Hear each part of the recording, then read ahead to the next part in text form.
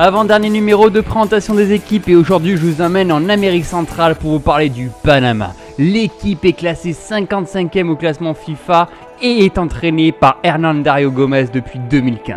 Son capitaine est Román Torres et ils vont participer à leur première Coupe du Monde. Ils vont enfin rentrer dans la cour des grands.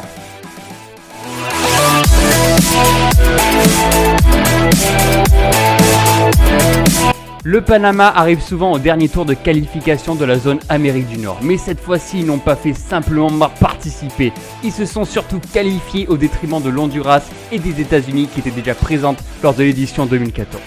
Bon, ils ont eu du mal à se qualifier puisqu'ils ont marqué 9 buts et on a encaissé 10 et on peut dire que le ratio est assez faible. Et le meilleur buteur est un défenseur qui s'appelle Román Torres et qui est également le capitaine de cette sélection. Et le plus beau but justement, c'est ce même défenseur qui a marqué le but de la victoire contre le Costa Rica.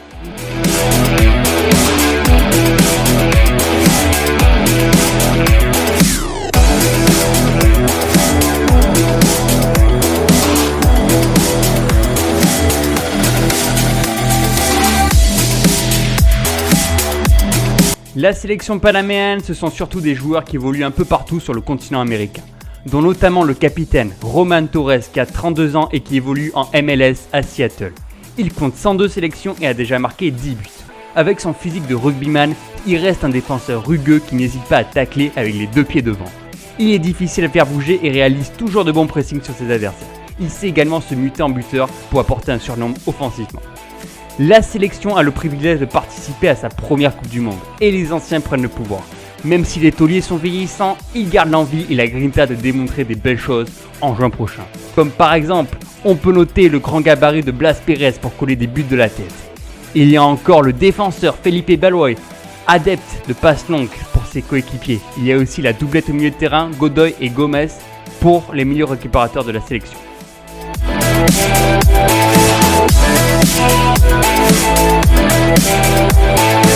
Bon, c'est pas la sélection la plus connue à faire, mais le Panama va se diriger vers un 4-4-2 avec dans les cages Peñedo, une défense à 4 avec Muricho, Baloy, Torres et Ovares.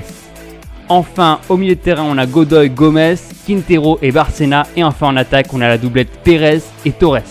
Le Panama a réussi l'exploit de se qualifier pour leur premier mondial. Pourtant, cette qualification reste entachée par un but qui n'est jamais rentré dans les cages. Mais peu importe, la FIFA a validé leur qualification.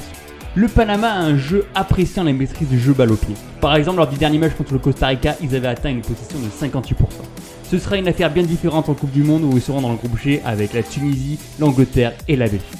Et vous, qu'en pensez-vous? Est-ce que le Panama peut réaliser une première surprise lors de ce mondial 2018? N'hésitez pas à me répondre dans l'espace ci-dessous, à vous abonner à ma chaîne et à me suivre sur les réseaux sociaux. Et moi je vous dis à bientôt pour le dernier épisode de présentation des équipes.